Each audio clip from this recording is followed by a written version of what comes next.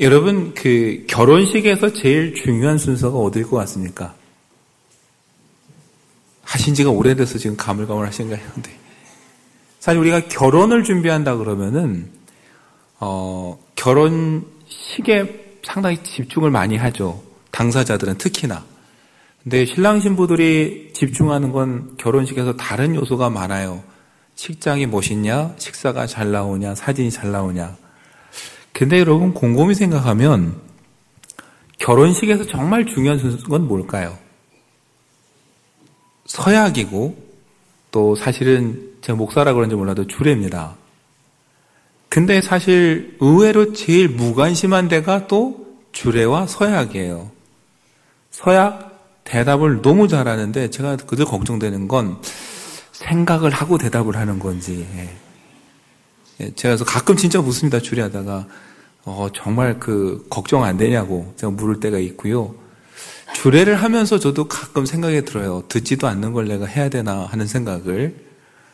그리고 정작 들어야 될 사람들은 기억을 못하고 예배 끝나면 꼭 나이 드신 권사님들이 오늘 주례 너무 은혜롭게 잘 들었다고. 감사하긴 한데 이게 이제 권사님들이 들어서 은혜가 돼야 될 이야기인가. 근데 여러분 사실 이 서약이 왜 중요하냐, 주례가 왜 중요하냐. 많은 사람들과 하나님 앞에서 말 그대로 서약이잖아요. 약속하는 거예요. 그 순서는 정말 짧은 찰나의 시간이지만 그때 서약을 하기 위해서 뭘 해야 되냐면은 오랜 시간 고민을 해야 돼요. 생각을 해야 돼요. 그리고 거기서 대답을 할 땐 책임을 져야 돼요. 근데 문제는 그때까지 아무 생각이 없다가 와서 대답은 시원스럽게 잘하는데 책임을 안 지기 시작한다라는 게 문제입니다. 전에 저도 있었던 교회에서 결혼예배학을 제가 만들어서 이끌어 본 적이 있는데 제가 시간을 내서 꼭 확인하는 게 있어요. 서로가 서로를 이해해가는 시간들. 구체적으로 묻습니다. 애경사 때 밥은 어떻게 먹을 거냐? 나가서 외식할 거냐? 해 먹을 거냐? 생일은 어떻게 할 거냐? 그럼 둘 다 신앙생활하면 결혼하면 교회는 어디 갈 거냐? 구역예배는 나갈 생각이 있냐? 11조는 할 생각이 있냐? 여러분 신앙생활 같이 하니까 뭐 어떻게 되겠지 잘하겠지? 아니에요. 똑같이 신앙생활 해도요. 어느 한쪽은 난 구역예배 우리 집 개방 못한다. 어떤 집은 왜 안 되냐 이래요. 그러다가 아무 생각 전혀 모르다가 결혼식 서약은 자신 있게 해놓고 나중에 그거 갖고 티격태격하면서 갈등이 생길 때가 있는 거죠. 사실은 뭐예요? 서약하기 전에 생각하고 서약을 한 이후에는 어때요? 책임을 져야 되는 거예요. 그런 면에서 요즘 조금 결혼 예식을 보면서 목사로서 좀 아쉬움과 안타까움이 있습니다. 기쁘고 의미 있는 날, 화려하고 멋있게 하고 싶은 것도 알지만 거기만 신경 쓸 게 아니라 이후에 살아갈 거에 대해서 한번 진지하게 생각을 하고 좀 서약을 했으면 좋겠다라는 개인적 바람이 있어요. 여러분, 근데 이 얘기를 왜 드리냐면은 출애굽기 19장과 20장에 나오는 시내산에서의 그 하나님과 이스라엘의 만남이 딱 이런 서약의 자리예요. 여러분, 우리는 어떨지 모르지만 하나님은 이 순간을 상당히 중요하게 여기셨어요. 어쩌다가 보니까 여기 온 게 아니에요. 저도 잃어버리고 있었고 모세도 잊어버리고 있었지만 하나님은 모세를 처음 불러서 보낼 때부터 분명히 말씀하셨어요. 출애굽기 3장 12절에 하나님이 이르시되 내가 반드시 너와 함께 있으리라. 네가 그 백성을 애굽에서 인도하여 낸 후에 너희가 이 산에서 하나님을 섬기리니 이것이 내가 너를 보낸 증거니라 그러셨거든요. 하나님 분명히 말씀하셨어요. 애굽에서 나오면 반드시 이 산에서 나 하나님을 섬길 것이다. 이 산이 어디입니까? 신의 산. 호렙이라고도 불리는 그 산이에요. 그러니까 하나님은 모세를 부를 때부터 분명히 하셨어요. 이집트에서 나오거든 여기서 반드시 나를 만나서 섬길 거다. 근데 어때요? 사실 이스라엘도 어느 순간 그건 중요치 않았어요. 그들 머릿속엔 뭐밖에 없어요? 가나안밖에 없어요. 하나님은 뭘 기다리고 계셨어요? 신의 산을 기다리고 계셨어요. 여러분, 그러니까 이런 모습이에요. 결혼식에서 서약을 앞두고 하나님은 정말 진지하게 간절히 기다리고 있는데 신부는 지금 관심이 어디밖에 없어요? 신혼여행지에 가 있어요. 가나안밖에 없어요. 여러분, 여기서부터 이제 엇박자가 나기 시작하는 거예요. 여러분, 하나님은 이 이스라엘과 언약을 맺는 이 순간을 결혼에 비유하면서 아주 진지하게 중요하게 여기셨어요. 호세아서를 보면 알 수 있습니다. 호세아서 2장 14절부터 16절 보면 이렇게 기록되어 있어요. 그러므로 보라, 내가 그를 타일러 거친 들로 데리고 가서 말로 위로하고 거기서 비로소 그의 포도원을 그에게 주고 아골골짜기로 소망의 문을 삼아주리니 그가 거기서 응대하기를 어렸을 때와 애굽 땅에서 올라오던 날과 같이 하리라. 여호와께서 이르시되 그날에 네가 나를 내 남편이라 일컫고 다시는 내 바알이라 일컫지 아니하리라 말씀하셨습니다. 여러분, 하나님은 그 호세아 선지자를 통해서 비유로 보여주시는 거예요. 이스라엘은 뭐예요? 남편인 하나님을 버리고 바람이 나서 떠난 사람이에요. 그러니까 하나님은 어느 시절을 그리워하느냐? 가난하지만 그래도 남편인 자기를 아내가 사랑해 주고 둘이 서약을 하던 그 시절을 너무 그리워하는 거예요. 그때가 언제예요? 출애굽해서 광야를 걷던 시절입니다. 힘들었지만 하나님만 이스라엘을 바라보고 오던 그 시절이 하나님 보시기엔 좋았던 거예요. 그래서 어떻게 돼요?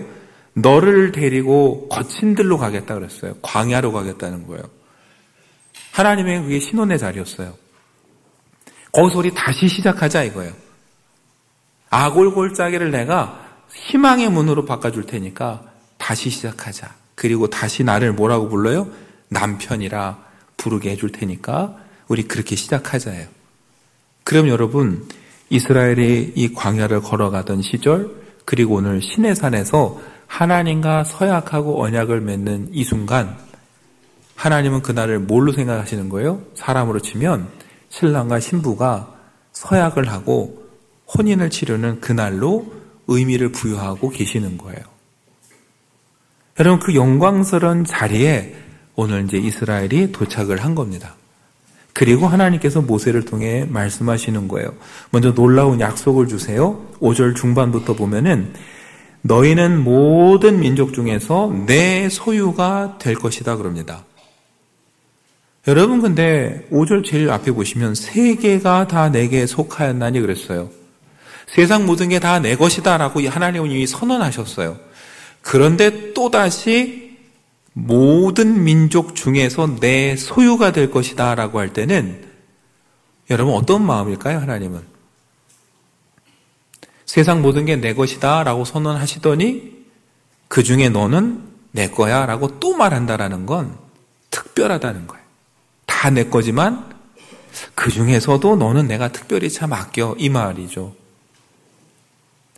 여러분, 단순히 내 소유가 된다라는 건 내 거야 라는 뜻을 넘어서 하나님이 다른 민족보다 특별히 사랑하고 아끼는 대상이다. 그래서 그 모든 것들, 내 것들 중에서 선별해서 찾아냈다라는 거예요.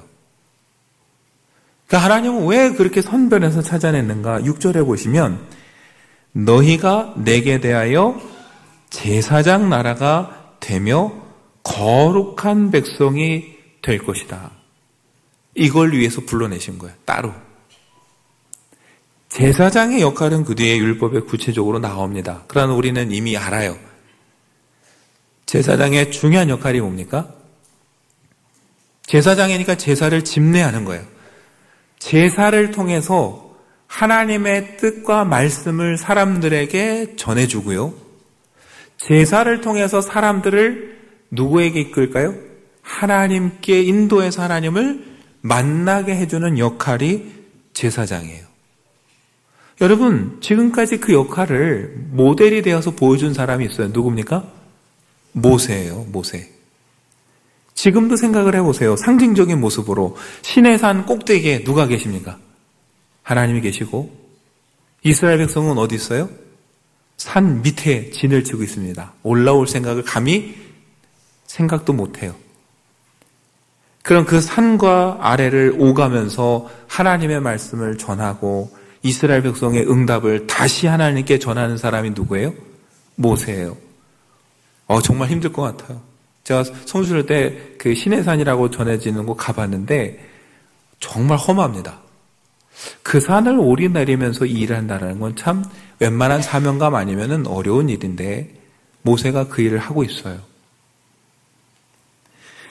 여러분, 그리고 하나님 말씀하세요. 모세만이 아니라 이스라엘 민족 전체를 어떻게 하시겠다고요? 제사장 나라가 되게 하겠다고. 하나님과 이스라엘 사이에는 모세가 있었어요. 그럼 이제 앞으로 하나님과 세상 모든 민족들 사이에는 누가 있어야 됩니까? 이스라엘이 이제 그 역할을 해야 돼요. 하나님의 뜻을 세상에 전파하고 세상의 모든 민족을 하나님께 인도하는 역할, 그걸 시키시려고 하나님이 특별히 이스라엘을 아끼시고 선택하셔서 불러내셨다라는 거예요. 그걸 위해서 오늘 이 자리에 세우셨어요. 지금까지 많은 기적과 이적을 보여주신 것도 뭐예요? 이스라엘과 세상 사람들이 하나님을 알게 하시려고 보여주신 거예요. 여러분, 그러니까 하나님은 이 자리가 늘 꿈꿔오던 자리고 소중한 자리예요. 그래서 이스라엘과 모세를 초대하시는 거예요. 부르시는 거예요. 그리고 나랑 약속하자, 이렇게 말씀하시는 거예요. 내가 너를 내 소유가, 소중한 존재가 되게 하고 거룩한 제사장 나라가 되게 할 텐데 하나만 약속해달라는 거예요. 그게 뭡니까? 5절에 보시면 내 말을 잘 듣고 내 언약을 지키면. 하나님은 다른 거 요구하지 않으셨어요. 내 말을 잘 듣고 내 언약을 지키면 나는 너를 세상 어떤 존재보다 귀하게 여길 것이고 내 뜻을 펼쳐가는 제사장 나라가 되게 하겠다. 이런 약속을 하시는 거예요. 근데 여러분, 여기까지만 보면 또 그래요. 아니, 하나님 너무 강압적이 아닌가? 일방적으로 자기 말만 들으라고 하고 율법을 지키라고만 하시면 너무 강압적이 아닌가 생각할 수 있어요. 그래서 우리가 놓치면 안 되는 구절이 뭐냐면은 4절이에요. 4절에 하나님께서 뭐라고 하셨습니까? 내가 애굽 사람에게 어떻게 행하였음과 내가 어떻게 독수리 날개로 너희를 업어 내게로 인도하였음을 너희가 보았느니라. 여러분, 4절을 빼고 보면 하나님 너무 강압적인 것 같아요. 일방적으로 말씀하시고 너 내 말 들어야 돼? 그럼 해줄 거야? 라는 것 같아요. 근데 4절을 읽고 나면 바뀌어요. 뭐냐면 하나님이 이스라엘을 먼저 사랑하셔서 먼저 희생하시고 다 베풀어 주셨어요. 하나님 그걸 어떻게 비유로 말씀하세요? 어미 독수리가 새끼 독수리를 등에 업고 나라와 안전하게 여기까지 데려다 놓은 것처럼 내가 너를 업어서 여기까지 인도했다. 내가 어떻게 했는지 네가 다 밟지 않느냐? 이집트에서 10가지 재앙을 내리고 홍해를 가르고 반석에서 물을 주고 수많은 기적을 너를 위해서 한 것을 네가 받지 않느냐라는 거예요. 여러분, 정말 너희를 업어 내게 인도했다라는 표현은요, 성경 아니면 찾기 힘든 구절입니다. 세상에 어떤 신이 사람을 사랑하고 아껴서 그 사람을, 그 짐을 업고 가겠다는 신이 어디 있습니까? 여러분, 하나님은 강압적으로 막 너 동의해야 돼, 이게 아니에요. 내가 너를 사랑해서 이만큼 아끼고 너를 여기까지 업어서 왔다라는 걸 네가 기억하고 그래서 내가 너를 사랑하는 걸 믿는다면 나와 함께 이 언약을 한번 맺어보지 않겠니? 라고 뭐예요? 제안을 하는 거예요. 여러분, 하나님이 억지로 그 도장 찍으라고 시킬 것 같으면 여기까지 오시지도 않았어요. 어디서나 그냥 무조건 너 따라야 돼 라고 하셨을 거예요. 근데 하나님께서 굳이 오늘 여기서 이 언약을 맺자는 건 하나님의 사랑을 보여주시는 거예요. 그래서 억지로 두려워서 도장 찍는 게 아니라 정말 이스라엘도 그 하나님의 사랑을 이해하고 똑같은 마음으로 정말 진심으로 사랑해서 오늘 이 혼인서약에 도장을 찍기를 원하시는 거예요. 왜요? 하나님 보시기에 그게 진짜 의미 있는 약속이지 억지로 목 졸라서 도장 받는 게 무슨 의미가 있냐는 거예요. 그래서 하나님은 말씀하세요. 내가 어떻게 행했는지 네가 받지 않냐. 내가 너를 업어온 거 받지 않냐. 그러니 네가 나를 사랑하고 나만큼 아낀다면 너도 나하고 이 언약을 맺어보면 어떠니? 그리고 내 말을 따라 살고 내가 보여주는 대로 함께 걸어간다면 너는 나에게 소중한 존재가 되고 내 거룩한 민족이 될 거야. 이 이야기를 하는 거예요. 여러분, 이제 이스라엘이 할 일이 뭡니까? 선택하는 거예요. 선택. 여러분, 우리가 읽지 않았지만 그 뒤에 8절을 보면요. 모세가 이야기를 전했더니 어떻게 했을까요? 이스라엘은 낼름 답을 합니다. 우리가 그러겠습니다. 근데 하나님은 그 뒤에 보면 어떻게 하셨냐면은 그럼 오늘 당장 하자가 아니에요. 가서 다시 전해라.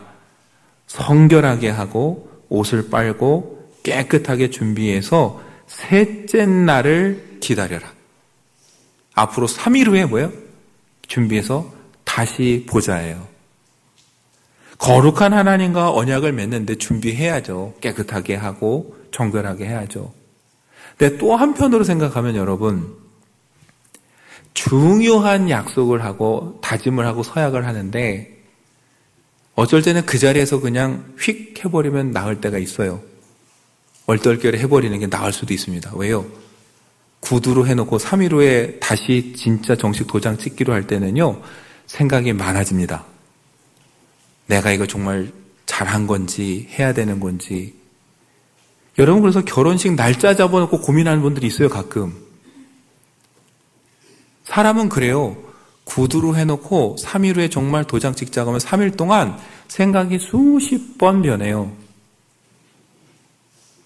하나님 앞에 나오기 위해서 정결하게 준비해야 될 시간이지만 또 한편으로 생각하면요. 하나님은 뭘 지금 주시냐면은 진지하게 생각하기를. 그래서 그 서약 이후에는 그 서약에 책임을 다하고 성실히 살기를 원하는 거예요. 그래서 뭐예요? 이 3일을 주시면서 기억하라는 거예요. 공교롭게 여러분, 우리가 읽지 않았지만 19장 1절은 애굽 땅을 떠난 지 3개월이 되던 날 그랬어요. 이게 애굽을 나오고 3개월 지났다란 뜻이냐 아니면 애굽을 나와서 세 번째 딸이 됐다는 거냐 늘 학자들마다 의견은 있어요. 근데 대부분 시내산까지의 거리를 고려하면 애굽을 나와서 세 번째 딸이 되는 날로 해석을 합니다. 6월절 1월 14일에 나와서 3월 1일 날 시내산에 왔어요. 그리고 3일 후에 만나기로 했어요.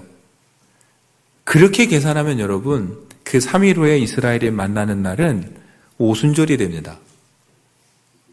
오순절 날 어때요? 복음서를 보면 성령이 임하고 하나님의 말씀이 주어졌고 제자들은 그 성령 충만함으로 나가서 말씀을 전했어요. 근데 어쩌면 그 모형이 이미 출애굽기에 시내산에서 이루어지고 있는 거예요. 그러니까 하나님은 생각하고 판단하라는 거예요. 뭐가 더 유익하고 지혜로운지, 세상에 살던 방식대로 계속 살 건지, 내 제안을 받아들이고 그 길을 갈지 진지하게 생각하고 나하고 언약을 맺고 언약을 맺으면 어떻게 해요?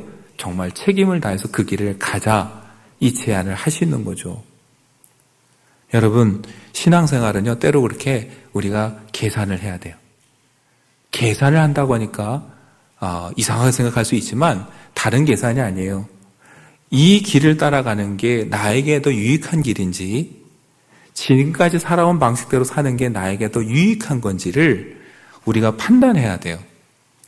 그래서 하나님을 따르는 길이 더 유익하다라는 결단이 서서 그 길을 가야 흔들리지 않습니다. 근데 우리가 그 생각을 하지 않고 무조건 덮어놓고 가기 시작하다가 자꾸 뒤돌아보면서 후회를 해요. 왜요? 익숙한 것에서 벗어나면 불편하기 마련이에요. 불편한데도 가는 건 이게 분명히 나에게 더 유익이 있다는 확신이 있을 때 흔들리지 않고 가는 거거든요. 그러기 위해서 여러분 우리에게도 그 시간이 필요합니다. 익숙한 것을 버릴 만큼 하나님이 내게 주신 은혜가 유익한지 의미가 있는지 내가 생각하는 시간이 필요하고 결단하는 시간이 필요해요. 그리고 하나님 앞에 서약했을 땐 여러분 책임을 다해야 됩니다. 하나님은 그 시간을 주셨어요. 그리고 이스라엘이 뭐예요? 그 부르심에 응답했습니다. 그래서 하나님의 소중한 존재가 되고 뭐예요? 하나님의 제사장 나라가 되기로 결단을 한 거예요. 그 다음에 하나님이 율법을 주시는 거예요. 그래? 그럼 네가 좋다고 했으니 우리 이렇게 살아보자 한 게 율법이에요. 근데 우리는 혼동해요. 율법을 주시고 율법을 지키면 하나님의 자녀가 된다고 생각하는데 아니에요. 하나님은 우리를 사랑하셔서 은혜로 자녀 삼아 주셨고 믿음의 배필로 세워주셨어요. 그리고 우리 약속했으니까 이렇게 살아보자는 게 율법이에요.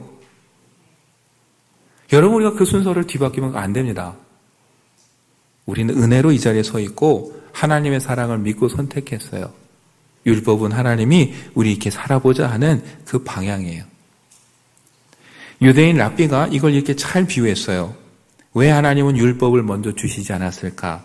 그러면서 사람들에게 이렇게 가르쳤어요. 생각해 보라고. 어느 날 한 사람이 나타나서 앞으로 나를 왕으로 섬겨라. 그러면 여러분들 어떻게 하겠습니까?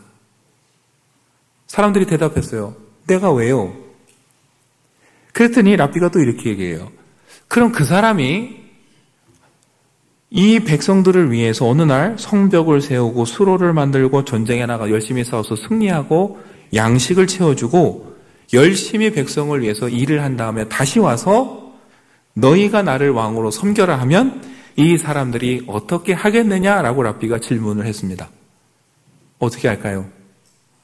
모두가 왕으로 섬기겠다고 약속을 하는 거죠. 하나님은 그런 분이라는 거예요. 먼저 와서 은혜를 베푸시고 나를 왕으로 섬겨주겠느냐라고 물으시는 거지 힘으로 억압하는 분이 아니라는 거예요. 오늘 우리도 그래서 여기 서 있지 않습니까? 하나님께서 우리에게 요구하시기 전에 하나님 우리에게 아들을 주셨어요. 그 아들을 이 땅에 주셔서 우리 죄를 대신해 십자가에 죽으셨어요. 그리고 물으시는 거예요. 나는 너를 위해서 아들까지 다 주었는데 너는 어떠니라고 물으시는 거죠. 그 저 여러분은 그 부르심에 응답해서 여기 서 있는 거예요. 그게 너무 감사하고 기뻐서 하나씩 지키기 시작하다 보면은 율법도 우리가 이루게 되는 거죠. 여러분, 율법을 먼저 이루어서 뭘 하려는 게 아니라 하나님 우리를 향해 베푸신 사랑을 기억하면서 내가 그 사랑에 어떻게 보답할까 이 마음으로 살아가는 저와 여러분이 되면 좋겠습니다. 바울의 말처럼 아들까지 주신 분이 왜 더 좋은 것을 주시지 않겠습니까? 그 생각과 그 판단으로 여러분 이 한 주간도 주님과 동행하며 따라가는 우리 모두가 되기를 간절히 축원합니다.